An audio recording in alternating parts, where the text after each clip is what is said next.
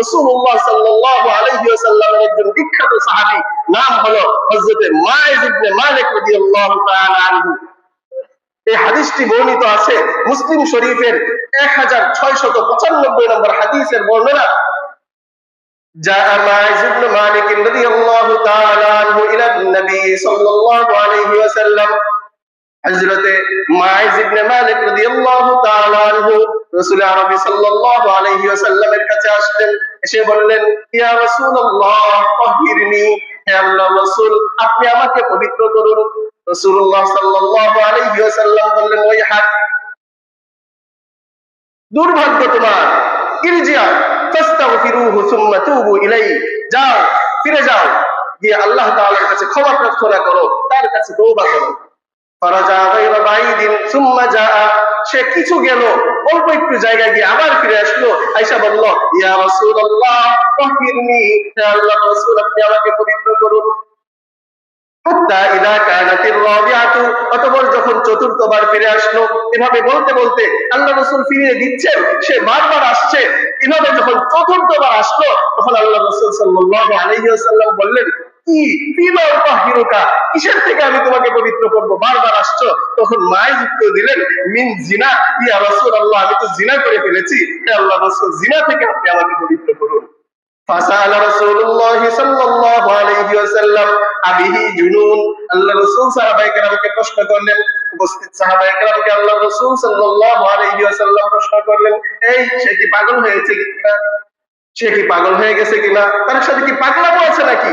তখন ফাউসবিরু আন্নাহু লাইসা বিমাজনুন, খবর দেওয়া হলো রাসূলুল্লাহ সাল্লাল্লাহু আলাইহি ওয়াসাল্লামকে বলা হলো, হে আল্লাহর রাসূল সে তো পাগল নয়। তখন আল্লাহর রাসূল আবার প্রশ্ন করলেন, আশারিবা খাবরাম, সে কি মদ পান করেছে কিনা?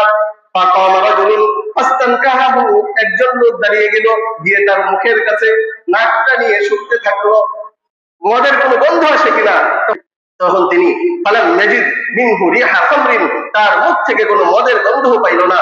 তখন আল্লাহ রাসূল সাল্লাল্লাহু আলাইহি ওয়াসাল্লাম আবার জিজ্ঞেস করলেন, আযানাইতা, তুমি কি জিনা করেছো? সে উত্তর দিল, না ইয়া রাসূলুল্লাহ, হে আল্লাহর রাসূল আমি জিনা করেছি। এই কথা বলার সাথে সাথেই ফাউমিরা বিহি ফারুজিমা, আল্লাহর রাসূল সাল্লাল্লাহু আলাইহি ওয়াসাল্লাম আদেশ দিলেন, যাও মাইজ ইবনে মালিককে পাথরের আঘাত করে তাকে হত্যা করে ফেলো। যখন তাকে পাথরের আঘাত করে হত্যা করে ফেলা হলো, মানুষের মধ্যে কথা শুরু হয়ে গেল। 2-3 দিন পর্যন্ত এই কথাই চলতে থাকলো। কেউ কেউ বলল, দুইটা দল হয়ে গেল। একটা বলল লাকাদ হালাকা লাকাদ আহাত বিহি খাতিআতু, সে ধ্বংস হয়ে গিয়েছে, অপরাধ তাকে ঘিরে ধরেছে।